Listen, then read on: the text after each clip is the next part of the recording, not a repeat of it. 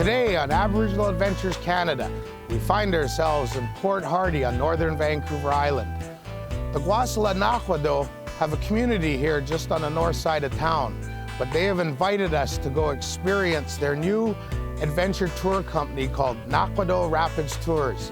We're going to leave Port Hardy and journey across the water known as Queen Charlotte Strait, far across the water to their traditional territories of the Gwasala Nakwado.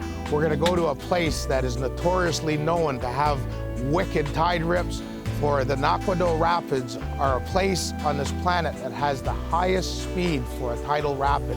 And we're going to go there today and we're going to experience it in all its velocity, because this time of the year while we're up here is one of the largest tidal exchanges between high water and low, which means it's going to be really exciting. And apparently we're also going to possibly see sea otters and other critters that are found throughout their traditional territories. And of course, we're going to go visit an ancient sacred place with a pictograph and a real interesting story to go along. So stick around, because we're going to go on an adventure today.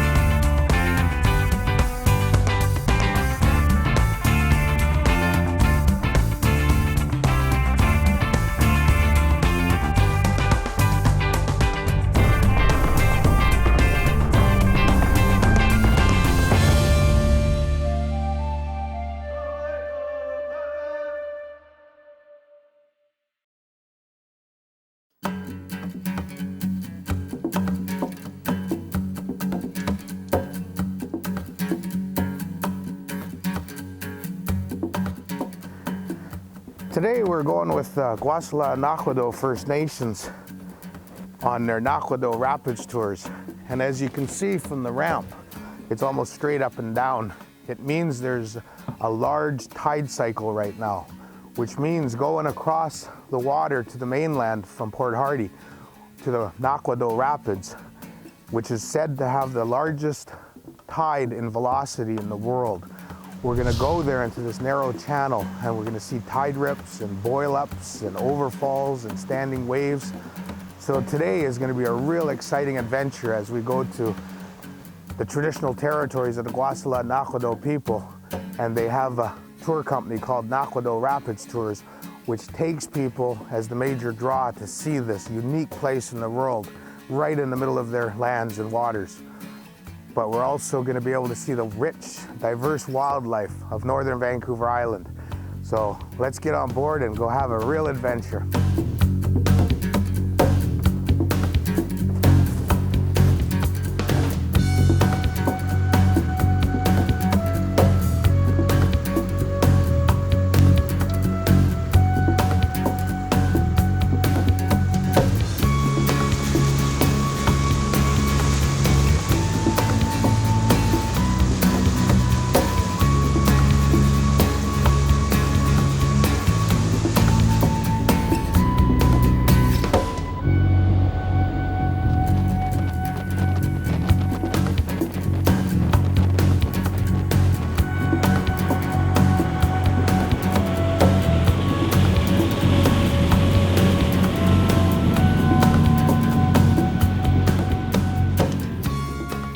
Captain Leslie has brought us to what they call mini rapids or mini narrows.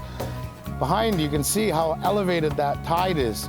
On the other side of this island, the water looks to be like 5 feet higher than where we are. And of course, it's coming downhill. This shows you just how much power is in this tide. One of the members of the First Nation that's out with us today stated that they're possibly looking at putting a tidal turbine in here to generate electricity, an alternative energy that's being spoken about more on coastal British Columbia. Our guide was telling us that an ebb tide like this, the tide is coming downhill. And then when it gets to the high tide coming, the hill's gonna go the other way. It's gonna go through that channel the opposite direction. And at high water, slack is the only time that it's level on either side of this little passage. Pretty unique spot in the coast. I've seen a lot of tidal rapids, but this one by far is really unique. And just looking off the boat here, it's just hundreds of sea urchins all through there on the rocks. And it's one of the food sources out here. Of course, all you sushi lovers know it is uni. Let's see if I can find a big one here. We usually use a dip net, but I'm gonna try with this pike pole. Right here, this one on the rock wall.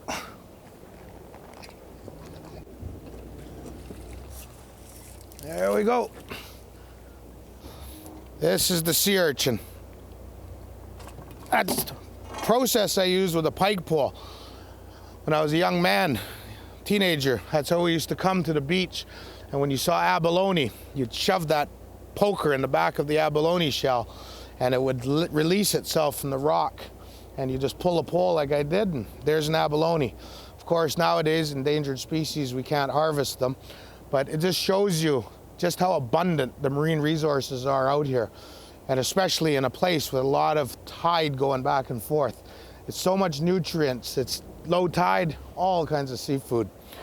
And what we have today for something to sample of traditional Kwakwaka'wakw coastal food is the chiguano, the sea urchin.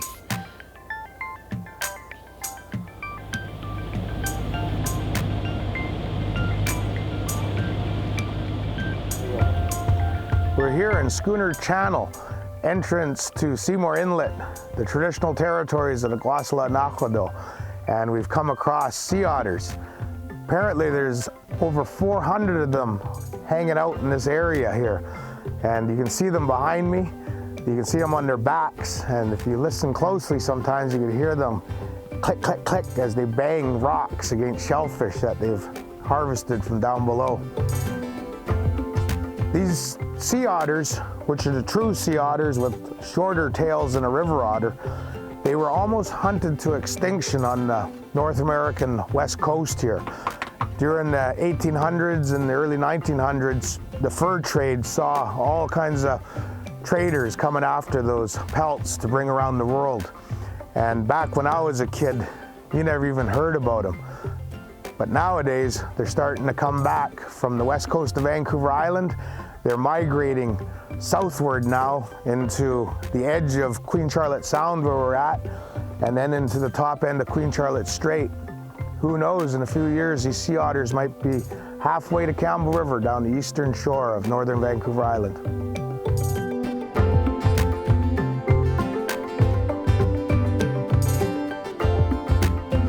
Coming up next on Aboriginal Adventures Canada, we go to Nakwako Rapids on a huge tidal exchange.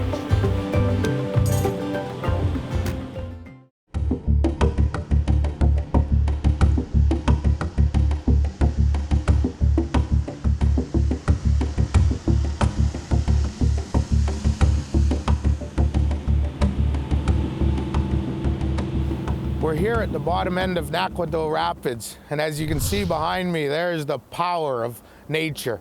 The tide's just roaring out of the inlets further up, coming through this narrow little gap. Whirlpools opening up 20, 25 feet across. There's standing waves up to my left that creates a mist. It's almost like a fog that's holding in this entire pass.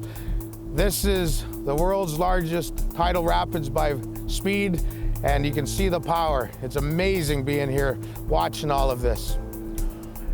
We're holding in a back eddy behind a rock, and up above in the rapids, not a real good place to be with a boat. And also sharing this with you, the boat would be banging around and being tossed about and you wouldn't be able to see anything. It'd be all shaky and everything. We're gonna play around here for the next hour or so. We're gonna go down into the calmer waters and come up across the channel and hold behind another back eddy. And as the tide rises, we're going to be able to see the wall of water being created up at the island across the channel here.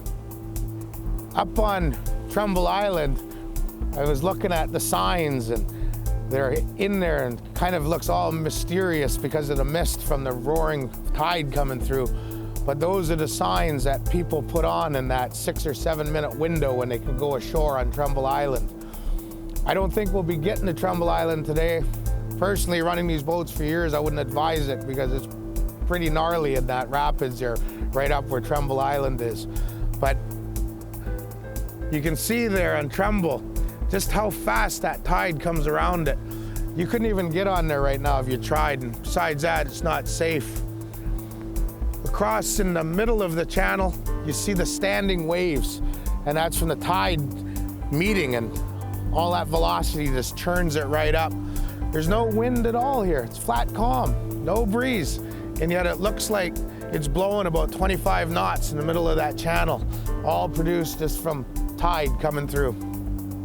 You can see all this white foam floating around, sort of like the head of a root beer when you pour it in a glass. The inlets that are to the north of us, Seymour Inlet, has a lot of cedar trees on the hillsides and all the rainforest, the rain coming down. That cedar that's in the water, that's what produces some of the foam that you're seeing all around here.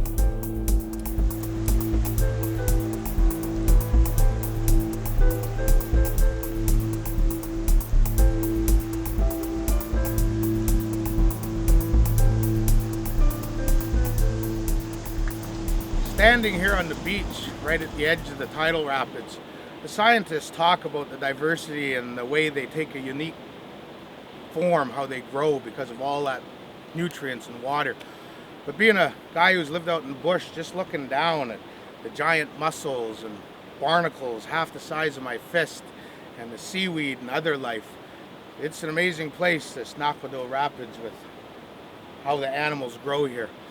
But I'll know one thing, the people that lived here for thousands of years, they sure had a rich food source.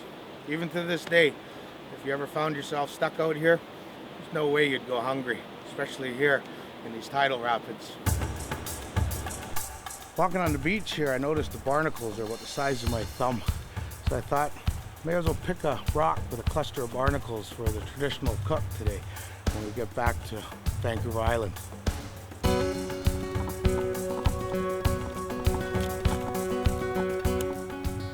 That's all you do. You just pick a rock with the barnacles and put it on close to the fire, and they'll cook, and then you just grab the beak and pull it out and eat the barnacle inside.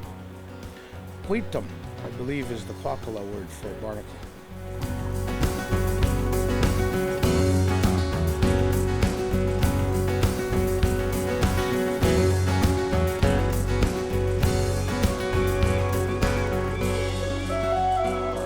Here we are at the edge of the open waters of the Pacific, known as Queen Charlotte Sound, junction with Queen Charlotte Strait, and we have a sea lion rookery with about 150 sea lions doing their thing, lying out in the sun, roaring away. Just on our way back after the Rapids tour, our captain brought us here with Naquadoh Rapids tour boat.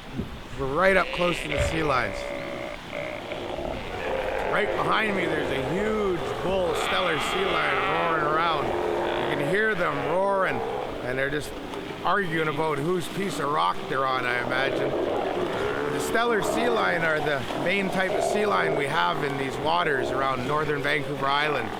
And 12 months of the year when you come up here, you can come to a rock like this and enjoy it. The best part though is the captain put us upwind, because if you're downwind, boy does it ever smell.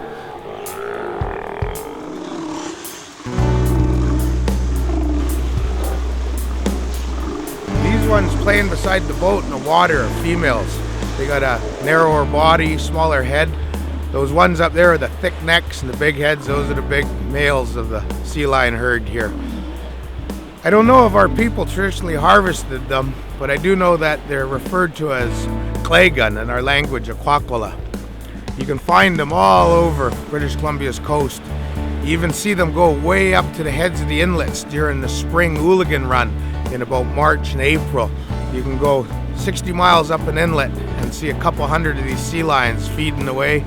And at a place called Chowadi at the head of Knights Inlet, when I was 16, I went up there to help harvest hooligans with some of my family. And at nighttime, those sea lions would actually swim right up the river chasing those hooligans.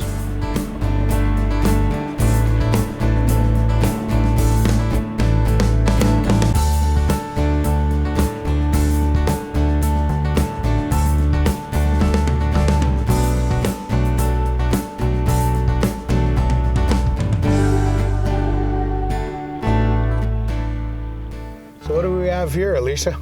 Right here we have a pictograph. If you can look up there, it's a pictograph of a small stick-like figure.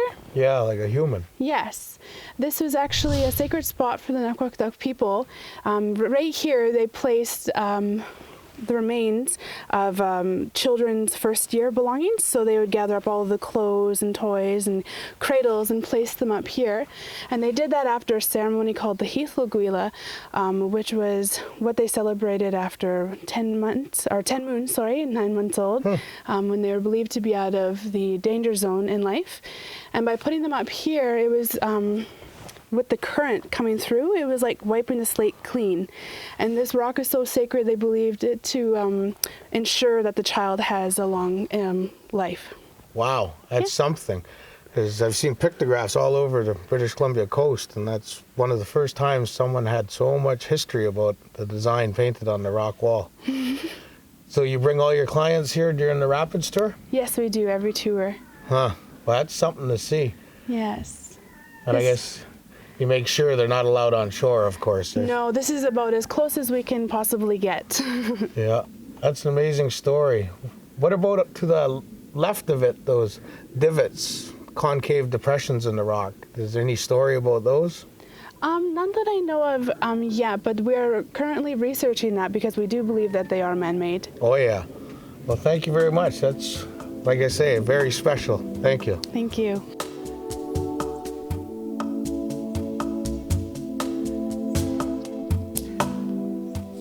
Today we're going to do some traditional bush cooking of some of the foods that are found at low water.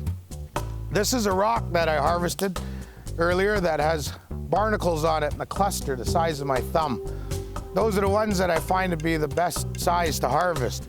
But to cook them, you just put them by a fire like this and keep turning it every now and then. And once they cook, we'll pull it out, let it cool a bit, and then I'll show you how to eat barnacles, which we call quitam. But right now, we're gonna go to the appetizer with a traditional utensil used out in the bush, the axe. The chiguanu, the sea urchin that we harvested, when you open them, you just give them a tap, pull them apart, and you expose the insides. And inside, there's these skeins of roe, the sea urchin roe. Now, I'm not gonna eat all that, but as you can see, it's a little slimy. So we're gonna give it a little wash with some water. So when you harvest sea urchins fresh, they're a lot brighter, of course. This one's a couple hours old, but there's the eggs, known as uni in the sushi markets. And today on Aboriginal Adventures Canada, I'll demonstrate how to eat it raw.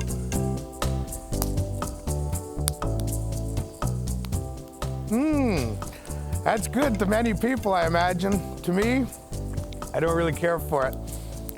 Whew, it's got a kick. But anyway, that's how you harvest sea urchins as we showed you, and that's how you eat it. Known in the language of Kwakwala for our people, chiguanu, sea urchins. The barnacles are starting to bubble here, which means they're cooking. So going back to our trusty bush utensil for cooking, we'll give them just a little turn. And I don't want them to burn or anything. And this one here is falling off. Let's put it up on the rock. This one too. Get it? There it is. It shouldn't take too long. I'm just watching the beak. It's starting to open. So it means that they're getting cooked. So it's, I know it's a pretty rugged looking food and everything, but when you're out in coastal British Columbia, who knows what happens? You find yourself out there, you're never gonna starve to death. You just got to suck it up and get through some of the tastes if you're not familiar with it, and go down to the beach at low tide, and that buffet's set for you. There's all kinds of foods and very good protein. And of course, up here in northern Vancouver Island, where there's hardly any people living out there, you can be guaranteed that the waters are pristine. The freshest seafood you'll ever get is from this area. Okay, I think we have a couple barnacles here pretty much cooked, so I'm gonna move it away from the fire and just let it cool a bit before I sample it. What you do with your rock, you just pull the barnacle out, comes out, and there's meat on it. And you suck on the meat just like you would a crayfish. And it has a nice sweet taste to it, similar to an oyster. And yeah, it does take quite a bit of rocks with a lot of barnacles to fill your belly, but it's really tasty. I like eating those, known as quitum in the Kwakwala language. And there you go. That's bush cooking out in coastal British Columbia. And don't forget to bring your utensil to do this.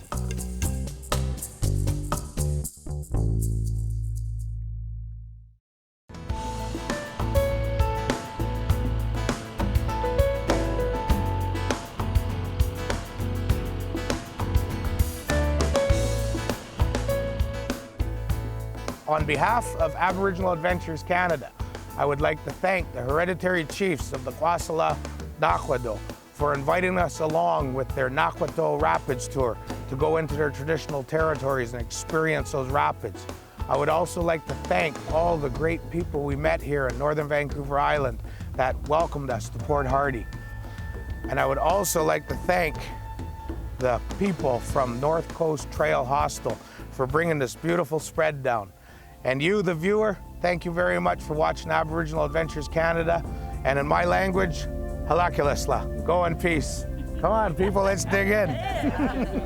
Boy, it looks good.